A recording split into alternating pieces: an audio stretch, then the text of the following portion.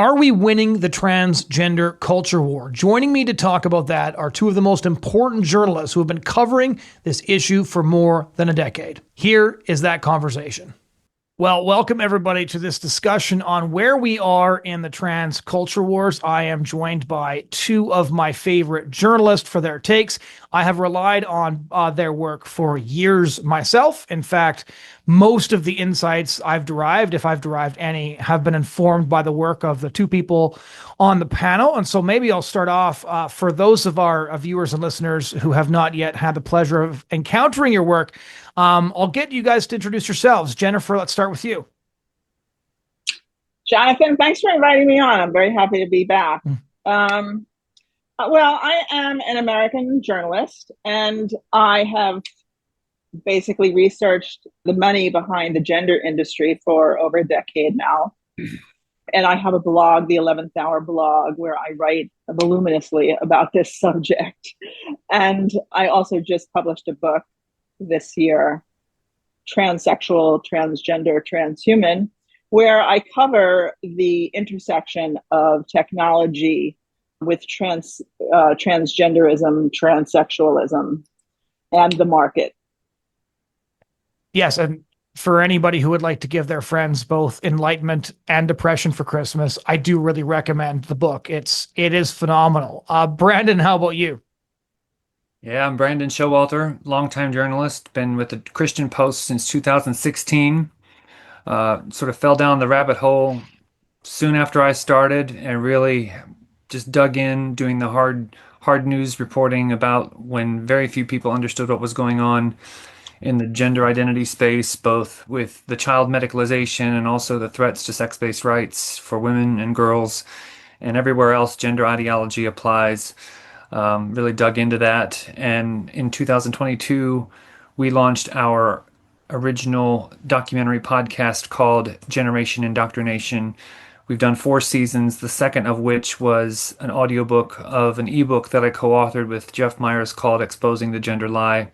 And I'm currently working on season 5. Hopefully this will be the last season because of the beachhead that has been established in our culture now, where we see a reckoning starting to happen in the United States over gender ideology in many spheres, and also appeared in some documentaries on the issue. And that's consumed nearly a decade of my life. So before I jump into this beachhead and we kind of start to parse a lot of the things that have happened, especially over the last 12 months, I want to do one follow-up personal question, because it's the one question that I find I get asked very often, and it is a weird question because I find that everybody who is involved in the fight against transgender ideology has a sort of weird story of how they got there. And so I'll start with you, Brandon. You said you fell down the rabbit hole. The automatic question when somebody hears that there's a journalist who's focusing on exposing what's going on with regard to gender ideology is, how did you get into that, as they put it? How did you become passionate about this subject? Because when you got involved in journalism, you probably didn't think that this was going to be your beat, and yet you're one of the loudest voices and the clearest voices on the subject. So how did you get from wanting to be a writer to being the journalist who focuses on this?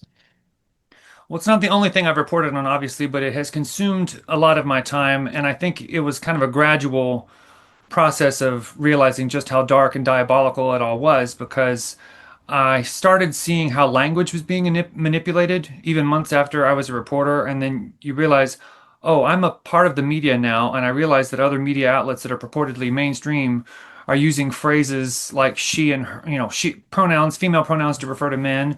And I started seeing phrases like assigned the wrong sex at birth and gender at birth. And I was just like, oh no, I'm not going to have this on my conscience to just be this manipulative with my language here. I'm a journalist. What can I do to not participate in this, even as I'm writing? And so I saw how radical that was, and I would be confused reading mainstream sources where I was like, why are they referring to that man as she? Is that they're referring to another woman in the art? I couldn't even keep. It was so confusing, and then it clicked what was happening, and I just knew that I couldn't participate in that as a journalist as well.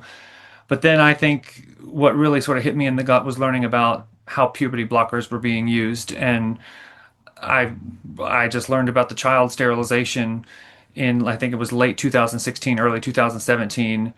And the phrase I have often said when I'm asked about this is that something inside me snapped.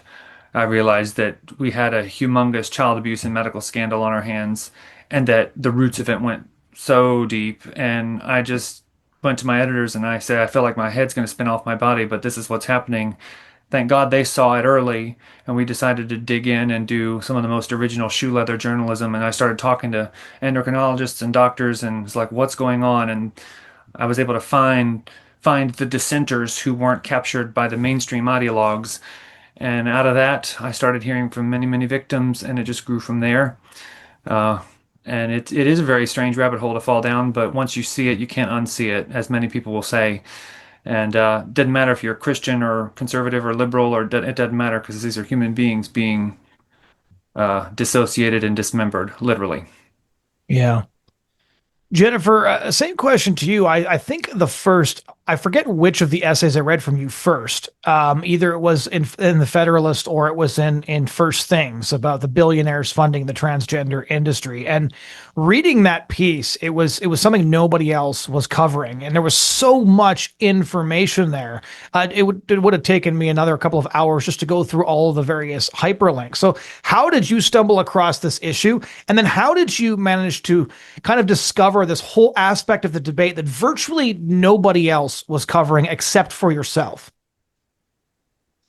Okay, so I've been a political activist for about 30 years now, and I've campaigned for the health of the environment and women's rights. And I sort of grew my sea legs down at Occupy Wall Street, my journalist sea legs, when I was covering that movement down there, because it wasn't far from where I live. And a photographic journalist friend of mine asked me if I would do stories around her photos. So I said, sure. So I started covering that. And in the meantime, in activist circles, there was this really heavy censorship coming up, around that time, or just like really just after that, where you couldn't really talk about this issue, even though it was descending on all activist circles. It was just unrelenting, transgender. But you couldn't really speak about it unless you were speaking about it in the positive. Even asking questions was problematic. And if you dared to ask questions, confrontational questions, they would mob your conference or your workshop or whatever you had going on to talk about the environment or women's rights. And these activists would show up and they would just raise hell so that you couldn't even speak. And also women were starting to talk about this. Parents were starting to organize around this issue. One of the early parent groups, the Fourth Wave Now, had started to publish pieces about George Soros and the money that he was giving to this issue. And there were some talk in women's groups about the Pritzker family. And my ears perked up, and I was like, oh, it really makes sense that there's money behind this, Also, I'm an American, so if you want to know anything here, you have to follow the money, right? So I started to do that. I started to research. I had written a piece for a feminist anthology in 2016 that covered the Jennings story. Young boy who was brought out into the media very, very young. His mother and his father said that he was transgender. He was actually really a girl trapped in a boy's body. And, this had escalated into a show that actually featured his castration party the night before he was castrated. And then it went on to document his whole life, basically. And that was just that's what really hit me. That's when it really hit me that people were watching this as entertainment, the castration of a boy, and celebrating it as some sort of normal, and him being trapped in the wrong body. I said, this is insane. So I started to research the money, and the Federalist was the first platform that published my, sort of expose on the money behind this. And I've just been, I just have gone forward. Yeah. Continuing to document all of that. Yeah. So if I look at a couple of years ago, when I first started to encounter the work of both of you, Fourth Wave Now, I think is probably one of the first blogs I started reading when I was trying to get myself educated about this. And then you have a couple of sort of bombshell moments where the issue kind of surged to the surface briefly, like Abigail Schreier's book, Irreversible Damage, where the book actually breaks into the mainstream and it's big enough that the mainstream is sort of forced to cover it. It takes the New York Times, 5 years before they're willing to admit that some of the things she said in her book were true, but you start to get a little bit of coverage. And then we have this year, and this year is really interesting because right now there's a lot of people essentially declaring victory on the transgender issue. And I mean that quite literally, right? Louise Perry, the very perceptive UK commentator who wrote the book, The Case Against the Sexual Revolution, recently wrote a Substack article called Transgenderism is Over. We see a lot of different commentators saying more or less the same thing, because just this year alone, we have obviously the executive orders from President Trump.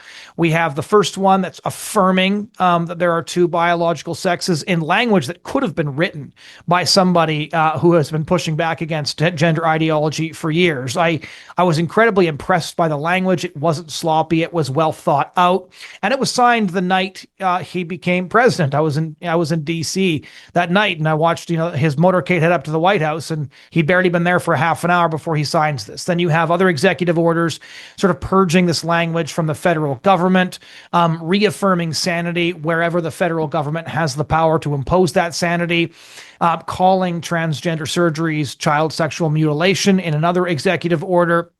And of course, in the UK, we have sort of a victory that many are presenting as kind of the piece de resistance, right? Like the Times of London, their front page was "Trans women aren't women." That was also the headline of the Metro, the free newspaper people pick up on the train. The Daily Mail, of course, was a little bit spicier than that, as is their wont.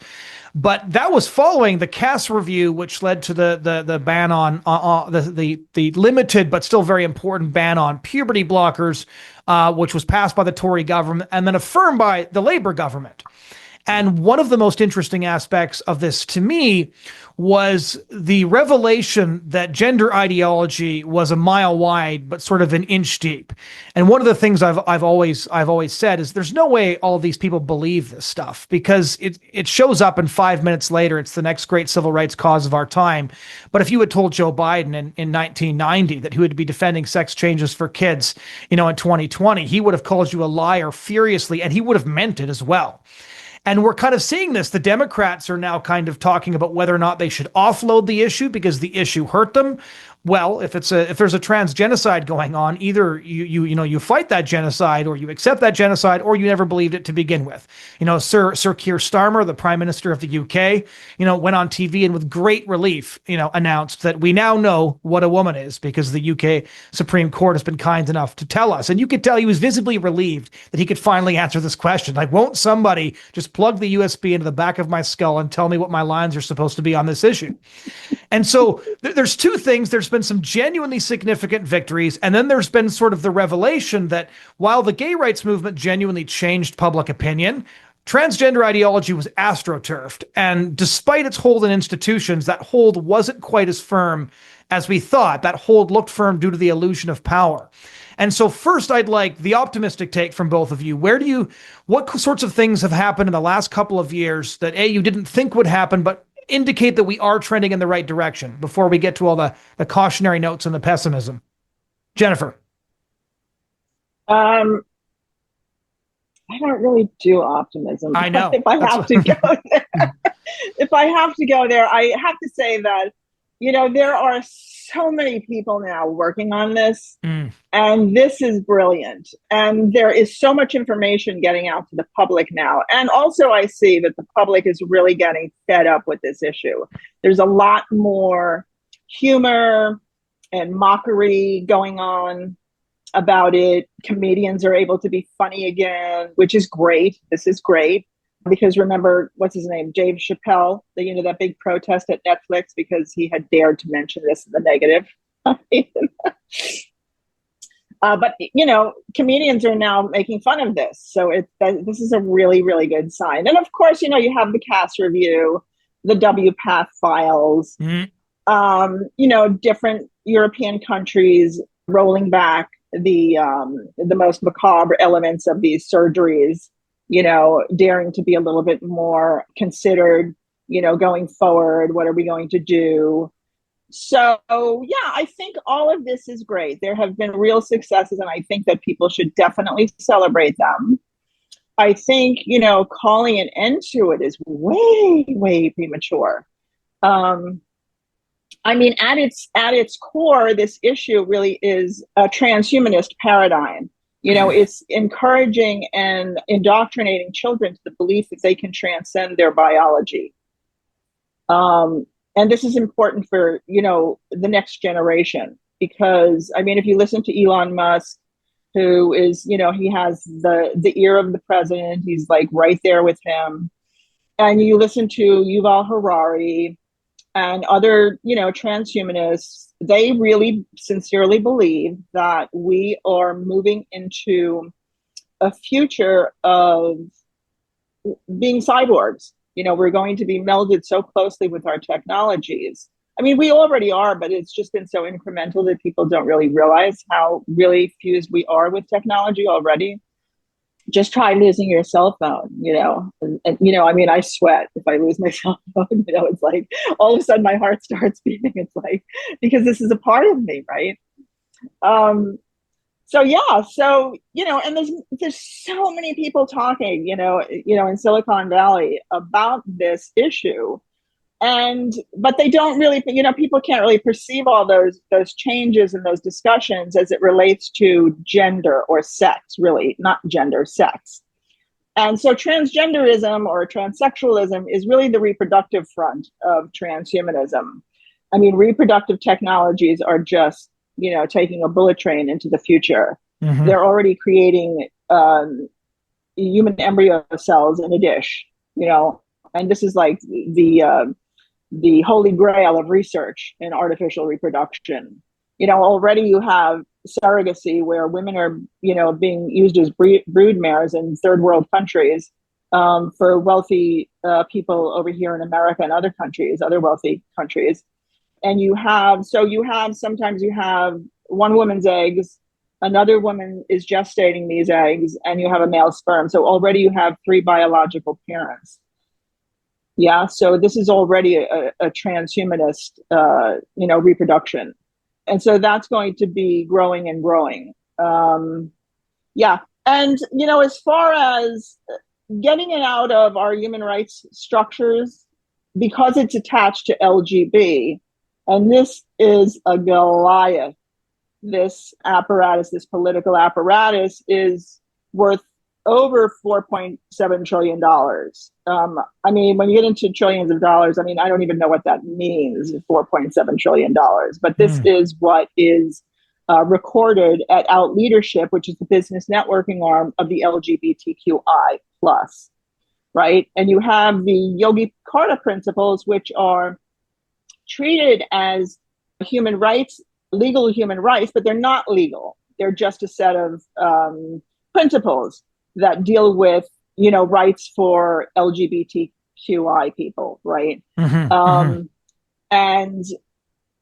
if you look at these principles, which were designed in 2006, and then there were 10 more added in 2017, number 31 says that we have to work so that globally, anybody can change any of their legal documents to whatever sex that they want.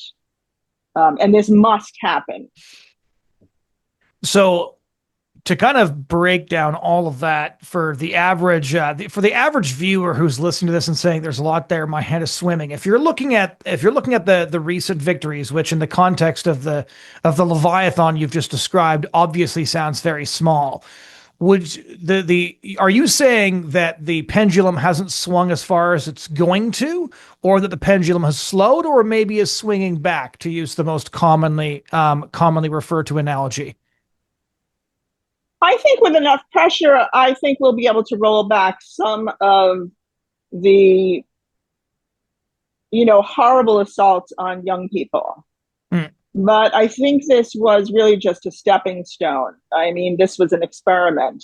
to groom children towards transhumanism and fusion with technology, which means they need to dissociate from their actual natural biological bodies in order to do that.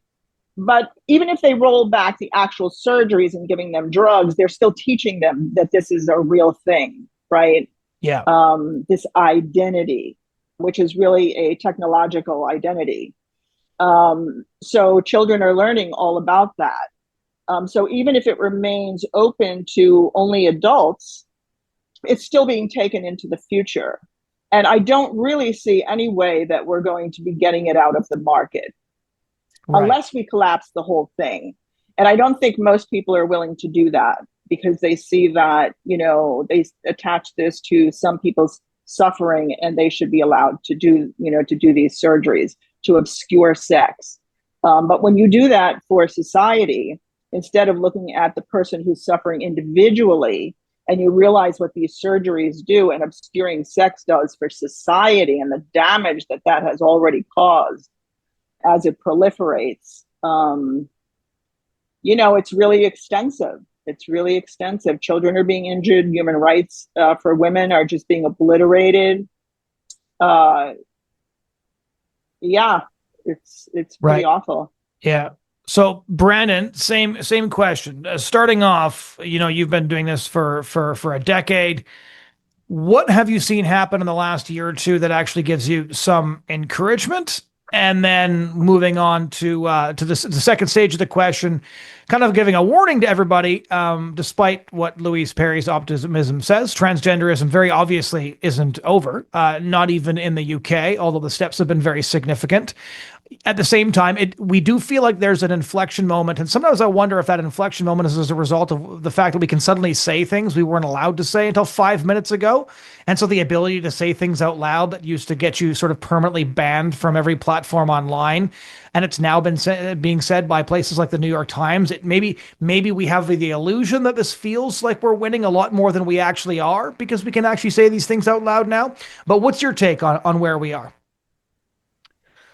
Yes, I would broadly agree with Jennifer's analysis about how this is attached to so many other things that it would be indeed premature to declare victory.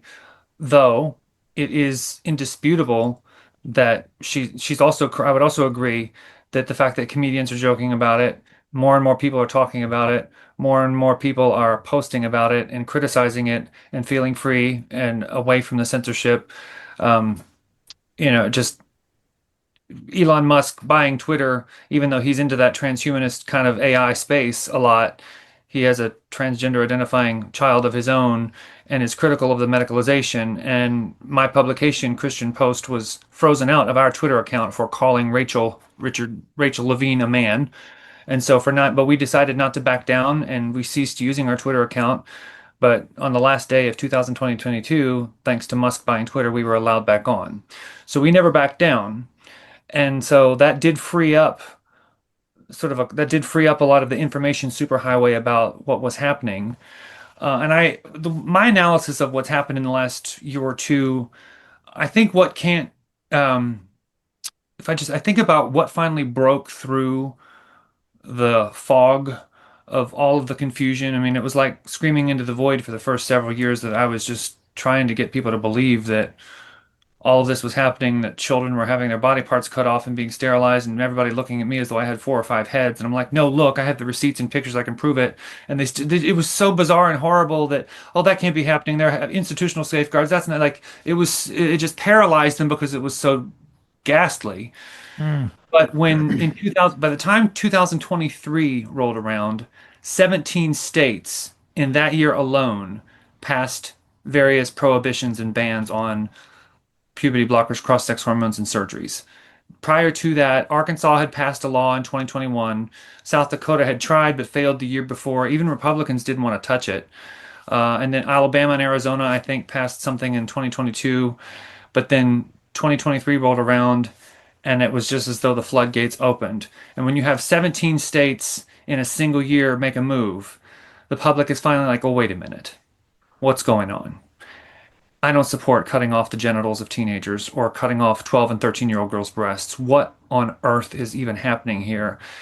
You also saw the visual of that AGP man, Will Thomas, standing on the swimming blocks, and he ties Riley Gaines in the swimming competition at the NCAA finals, and she gets activated, and everybody sees that picture of his, bulge and his. I mean, everybody, that visual was just like it could have crystallized the frustration that everybody felt. Yeah, And it was that was like, who are you going to believe, us or your lying eyes? you're right. It was just, as my friend Jay Richards likes to say, it assaults your natural reason so profoundly that you just was like, I mean, I literally got a phone call from someone who was living in Europe, and at the time, an American guy, and I've shared this story before, but he said, I used to read the New York Times and watch MSNBC exclusively. Now I'm reading the Christian Post. Keep doing what you're doing. And it was seeing that swinging that guy on the swimming block that was like, I'm done. He was done.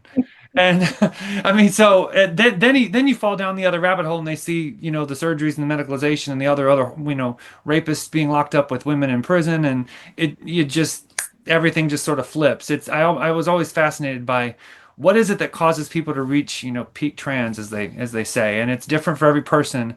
But once you get to that point, then it's over. And so the 2023 state level push really forced the issue into the public consciousness in enough parts of the country where they realized this is a really serious issue, and it's not just some small niche, a few number of kids, because the ideology is everywhere. Sports bills are being passed.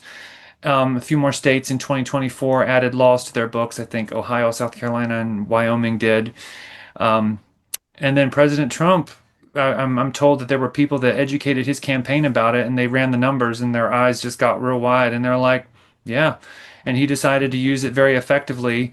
And the fact that Kamala Harris had previously funded, had previously supported taxpayer funds to do transgender surgeries on detainees, immigrant detainees, and prisoners, and she was even on tape saying as much. Trump used that in his ad, which was singularly the most effective ad, and I've been told that President Trump came up with this line himself, is that Kamala Harris is for they, them, Trump is for you. President Trump invented that line that made it into his ad. And I know people who, when they saw that commercial, they were like, he just won the election. And that ad has been seen as the most effective election.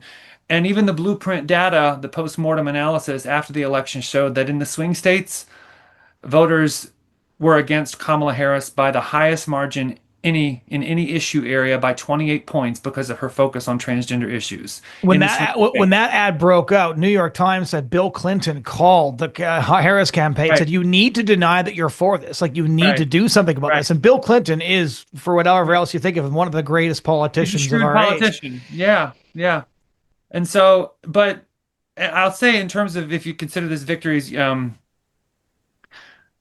it really is a big deal, given how all of the cultural institutions have been completely captured by trans ideology, to now have leverage in the federal government. I mean, that executive order declaring only two sexes throughout the administrative state, I know the author personally. She's whip smart. She's on Trump's Domestic Policy Council. She Babe Ruthed it. It was perfectly worded. I know Jennifer loved it. And it was just such clean, precise, accurate language, no compromise whatsoever. It was just, the TERFs on Twitter were going absolutely nuts over it. Just hearts for their eyes, just like, this is, it's the best thing. And then the child medicalization one, which came out later, and as a result of that, agencies have been empowered to take steps on addressing that wherever possible. And I can't say too much, but I do know about some people who are being hired at the Department of Justice very soon, who I will anticipate there were going to be some legal action coming out of the DOJ later this year. If I know Attorney General Bondi, from what I understand, very much gets the issue. The Health and Human Services Department has issued a report basically declaring what we all know to be true, that there's nothing there in terms of no evidence for transing kids with chemicals and surgeries.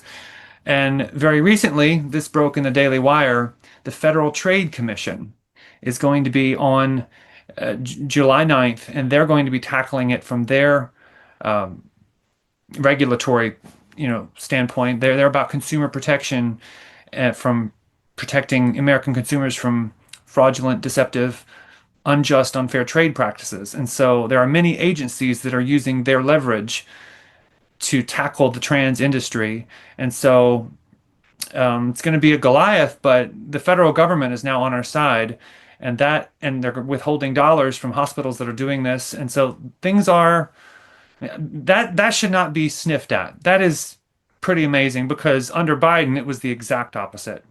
The federal government was colluding with WPATH, and it was actually exposed.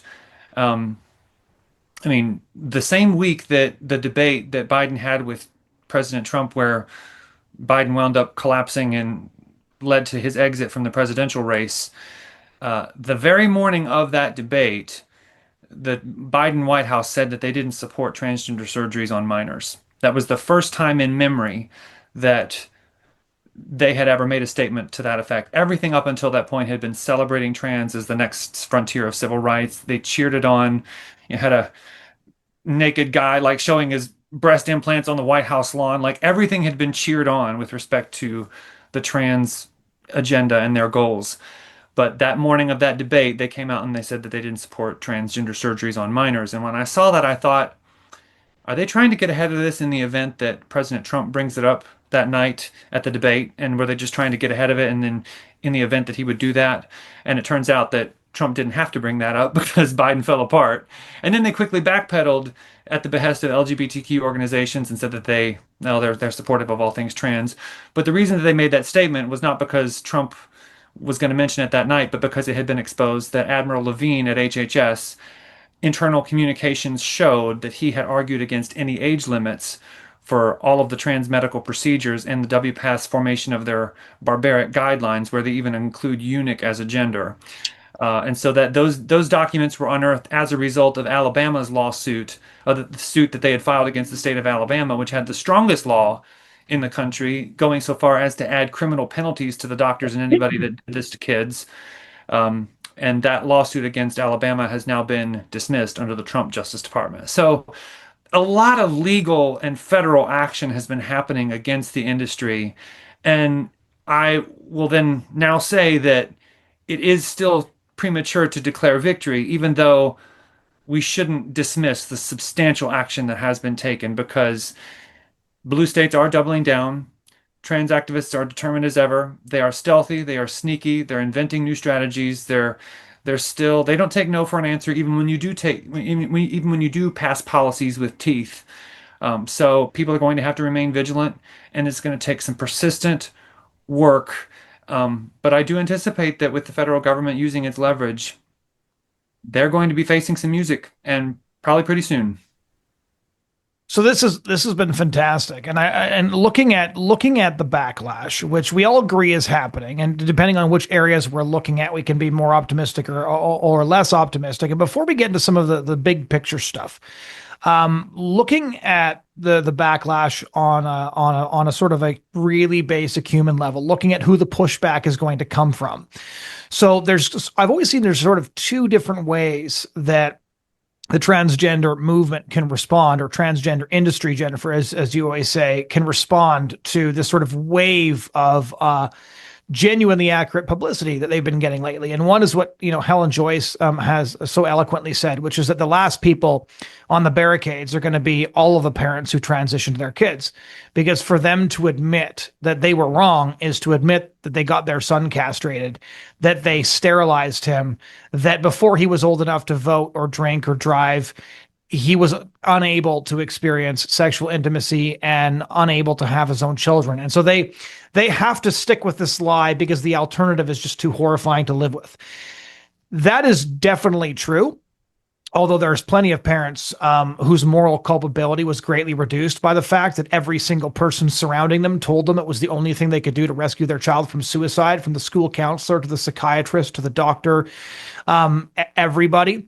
On the other hand, I've always wondered, though, I wrote an article like a couple of years ago in the European Conservative saying, if I had to guess the way the trans activists are going to come at us, is they're going to say that detransitioners only exist because we refused to just shut up and let them do their thing, that we created an environment so hostile to trans identities that they were forced to detransition, rather than living their lives out loud and living in a trans accepting environment. And about 13 months after I wrote that article, sure enough, this doctor comes out. I think it was Helen Weberly, who basically said detransitioners are still trans, but society has been so hostile to their transness that they feel obligated to conform to their society by detransitioning. And I'm like, there it is. That's the line they're going to use. They're going to blame on us all of the horrors they've perpetrated on people like Chloe Cole and so many of the other brave transitioners that came out. So that the very crimes they committed, they're going to claim that those crimes are our fault. Now, I don't know if it'll work, but I'd like to hear what you guys think will happen next, because you've both pointed out that they're not going to go away. These people are unbelievably cunning, and obviously because their entire worldview is essentially a house of cards made of deceit, they're going to be very, very willing to say and do whatever it takes. People who will castrate small children will stop at nothing. And so we should not expect them to be acting in good faith. Look at what these people are not only capable of, but what they do and what they champion. They're going to do whatever it takes to defeat our side in this argument so that they can continue to do what they're doing, or at the very least, so they can escape culpability for what they have already done to so many children. So what do you think the next moves are going to be? And what do you think is most likely to be effective on their part, Jennifer?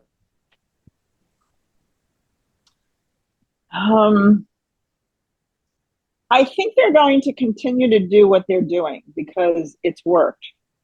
And basically what that means is indoctrinating the public to the idea that this is a medical issue.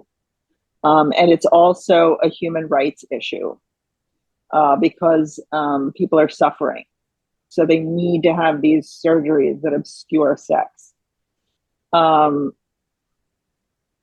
And it's worked. I mean, they've indoctrinated so many people. I mean, basically, I think that if we can get out of the medical paradigm, we would make a lot more headway in terms of exposing this issue to the general population.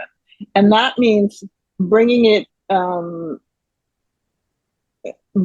technology, bringing in Silicon Valley, and what they're doing and why this is important to them. Because all of the people that I've researched are all into medical technologies.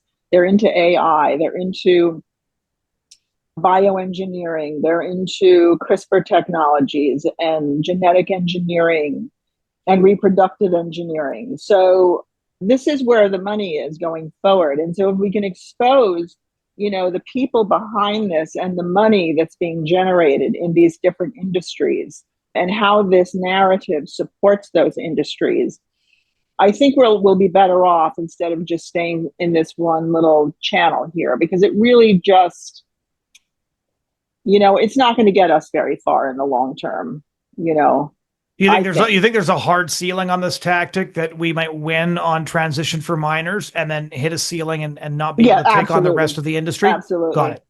And I think a lot of people started out thinking that already. The activists, people that were acting against this, the people that really saw what was going on already saw, oh, this is going to be too hard to tackle the other part, so we'll just tackle this part, right? But in doing that, what you do is support. You support it because you're talking medical language, you're talking about the medicalization of children, you're talking about gender, sex in terms of, expression. And, these things are all wound together now in the narrative, right? So how do you pry that apart? You have to get back to reality and why reality is being deconstructed.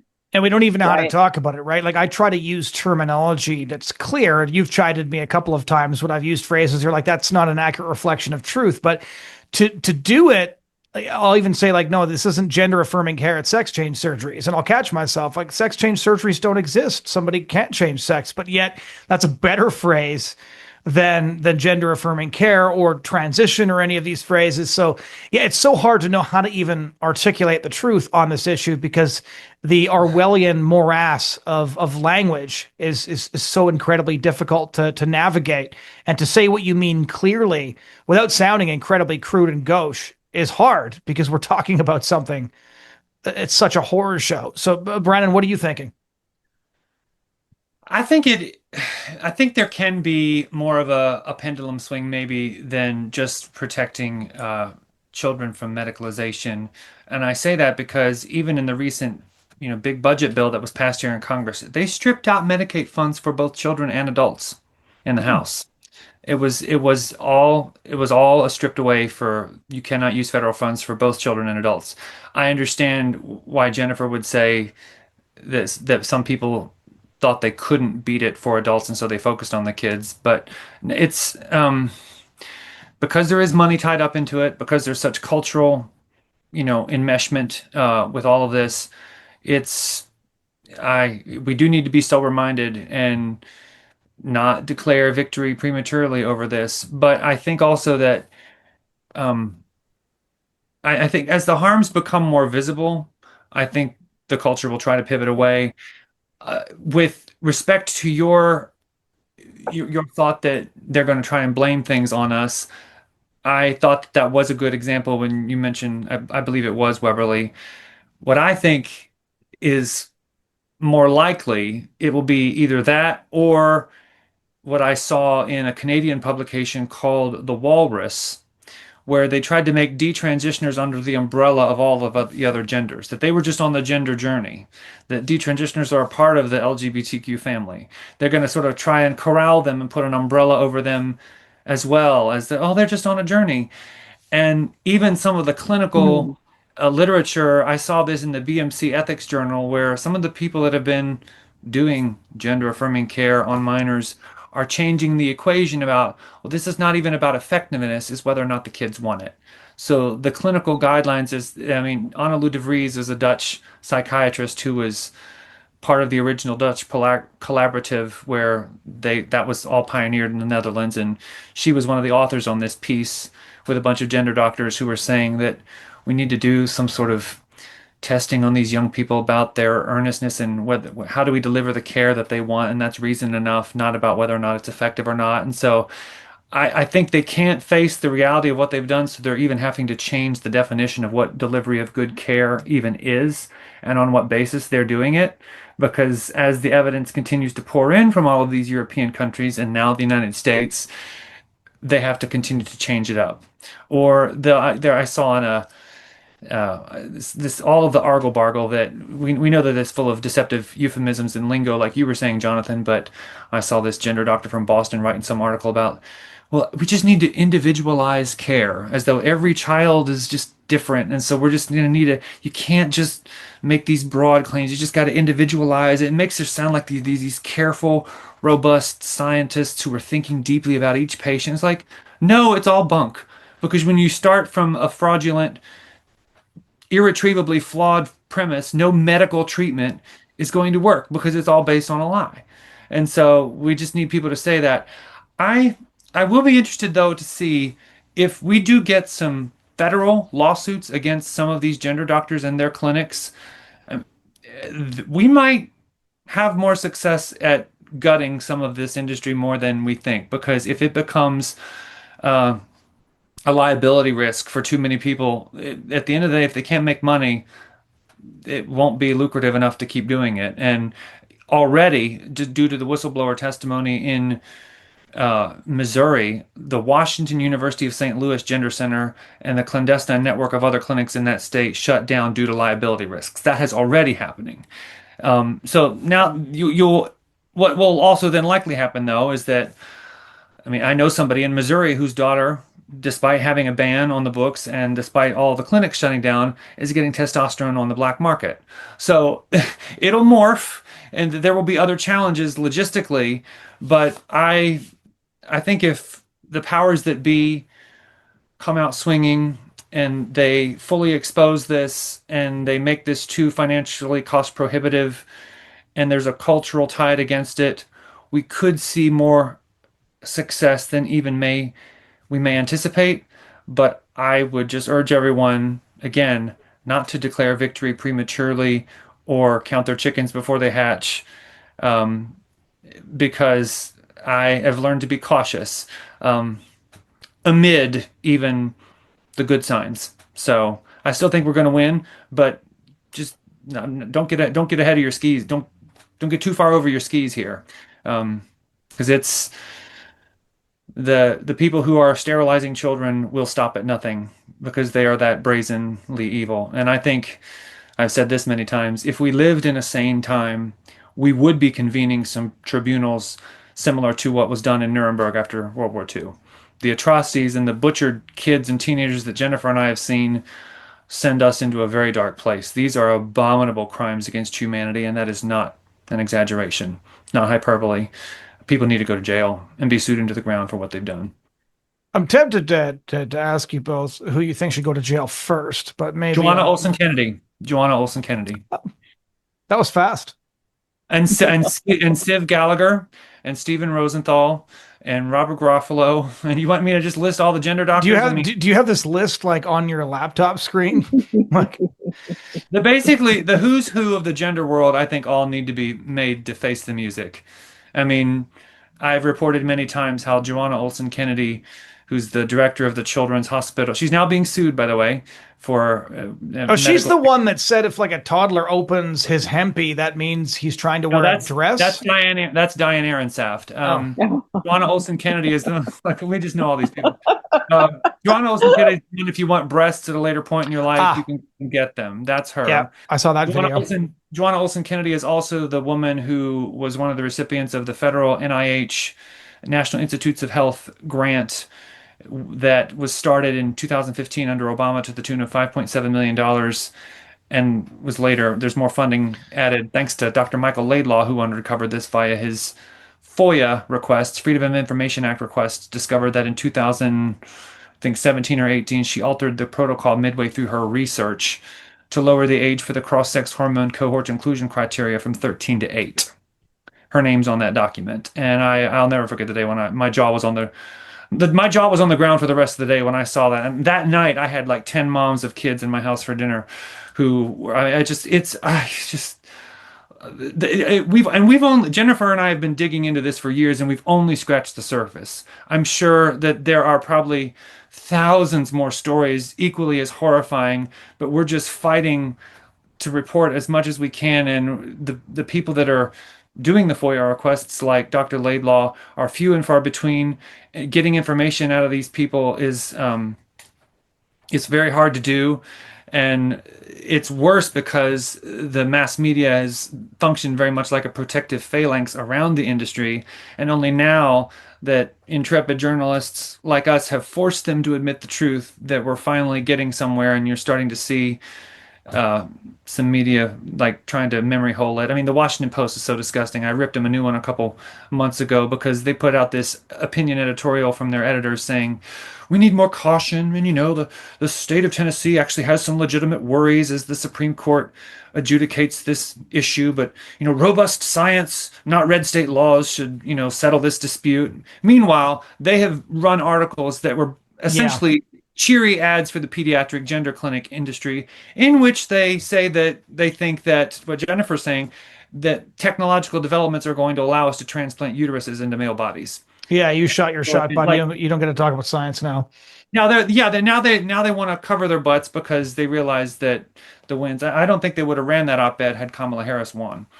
They realize that the tide is against them. They have to look like the smarty pants who are calling for intelligent research and robust science. But even within that op-ed, they were like saying some of these treatments have the reverse effect of, people coming to regret their transitions with a body that doesn't match their gender identity. So they're still drunk on this gender Kool-Aid, even as they're now saying that we need better science to study the issue and then call them on the carpet. I'm not having it.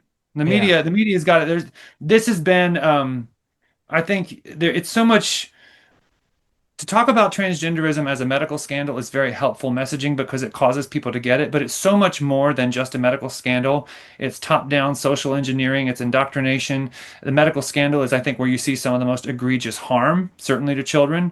But I would just add that it is a media-enabled medical scandal and so much more, because the butchers and the doctors who've been sterilizing and disfiguring children and young people would not have been able to do it except for the protection that was given to them by mainstream news agencies. Yeah. That both drove the narrative and covered their atrocities as though they are good healthcare. I guess hearing And all just of Jazz this, Jennings example that Jennifer mentioned earlier, yeah, I mean, just to give that was, I mean, the psychological conditioning that had on the public can't be overstated. I mean, I can still see Jazz's face contorted in yeah. excruciating agony after they cut off his genitals. And they celebrated that complete with a cake, where they cut his penis off the cake. That's how glamorized it has been in our culture.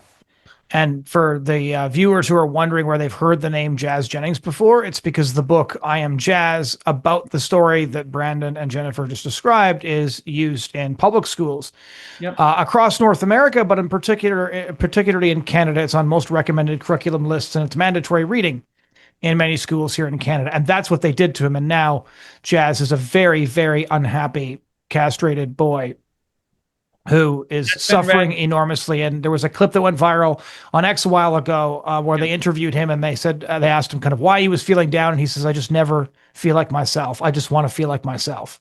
I It's couldn't believe they even had the guts to air that, to be honest. Well, and it's the stuff that his mom has done to that boy is just, ugh. Yeah. And our congressmen, representatives in the House of Representatives have read "I Am Jazz" from the House floor. Hmm. I mean, so that's how deep Yes, it goes. yes, They're not yes. just reading it to school children. Like we've got congressmen doing that bidding, reading aloud from that book as part of their speeches on the floor of the House of Mhm. Representatives. So we've kind of covered a lot of the good, the bad, and the ugly here. And I think one of the questions a lot of the viewers will be wondering, having listened to all of this, especially listening to your impassioned tirade there, Brad, I'm thinking, wow, and he's the optimist on the panel.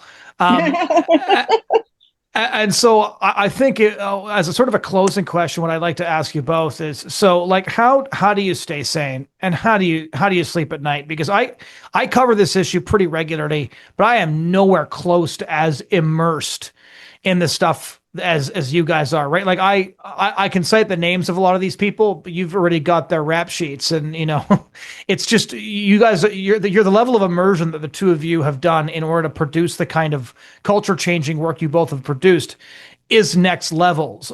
How do you kind of stay sane in the middle of all this gender madness and get to the point that you've gotten so far, and then look ahead at the fight and think, well, how am I gonna make it through all of this? Well, first let me say that when you asked me about my tirade and about all these people that need to go to jail, let me just sort of give a disclaimer that I'm not actually making any sort of, I don't want to risk defamation. I think what these people have done are worthy. That's just my opinion. I'm not making a legal Oh yeah, claim yeah. there. But so I just want to put that out there. But how do I survive when I see what these doctors are doing, and especially those who are like bragging about it on Instagram and they're exhibitionists with their gore. I mean, I just, if we lived in the same time, I think they should go to jail. But I survive the transgender horror and being immersed in it by dachshund Instagram. These little puppy dogs that just make me smile. I mean, I'm not even kidding. I'm my favorite type of dog. I cook lots of good food. I go to Gold's Gym and stay fit, and I sing pretty music, and that keeps me happy.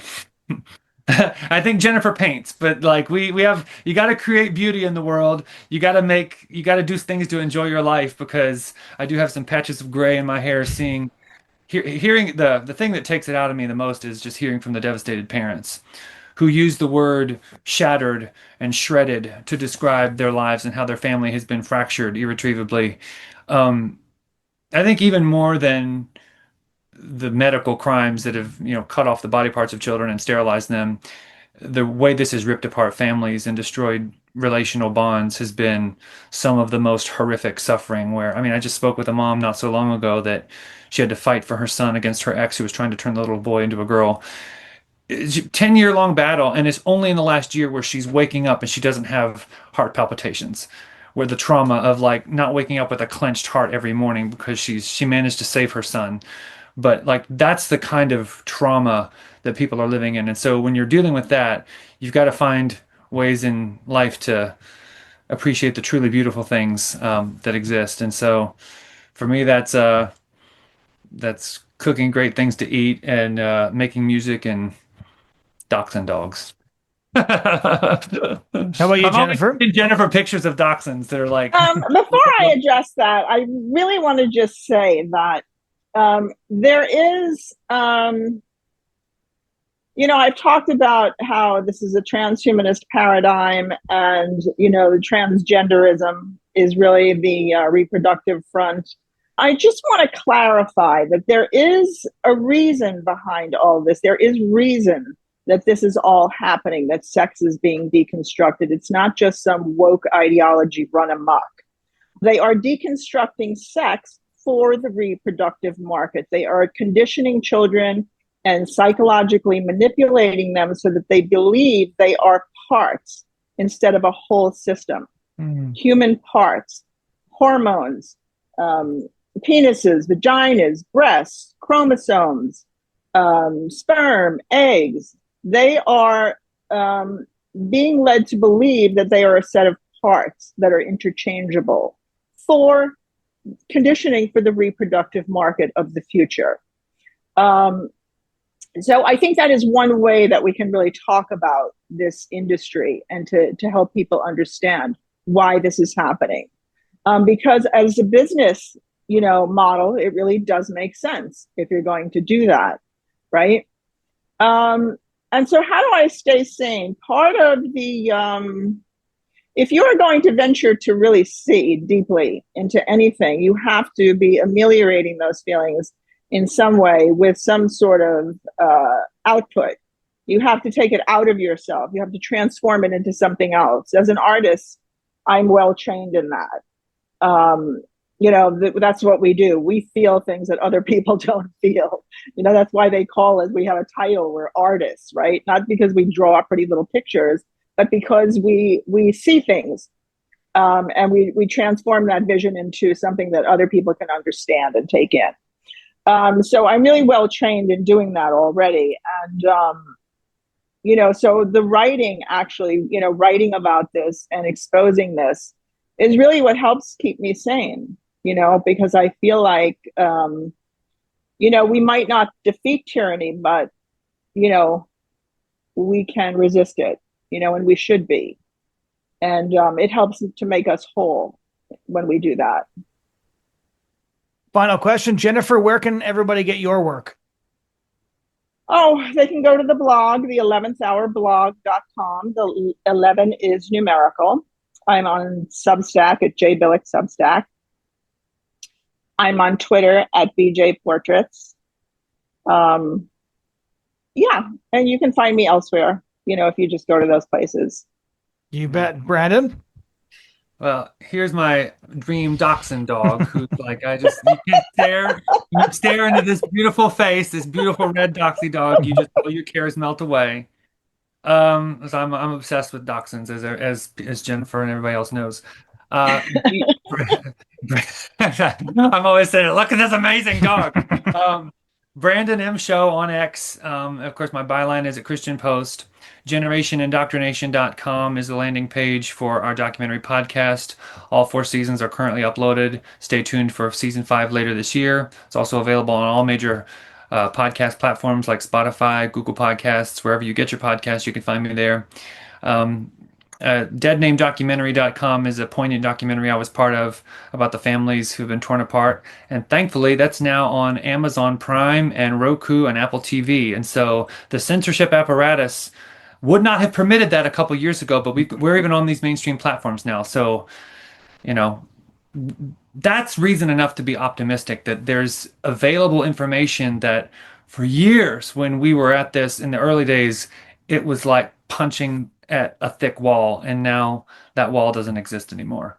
So many resources are now available to you from Jennifer and me and a lot of other journalists too who are recognizing this to be the immense fraud that it is. And for all of your viewers, I would stay tuned for early July when we watch the Federal Trade Commission. I think there are going to be some barn burner speeches that happen that day here in Washington, D.C. I can't say who I know who has been lined up to speak there, but the cream of the crop will be invited to speak that day here in D.C., so keep an eye on that. And I always call Brandon when I need to be uplifted. Well, Brandon and Jennifer, thank you so much for taking the time. Sunshine. Thank you so much for taking the time for this. Thank you, Such Jonathan. a pleasure. Thank you, Jonathan. Thank you for listening to this episode of The Bridgehead. If you'd like to join the conversation, please do drop your comments in the comment section. Like this video so it gets more attention. Share it around so that other people can enjoy the same insights from Brandon and Jennifer. And of course, you can subscribe to our podcast across any platform where you get your content.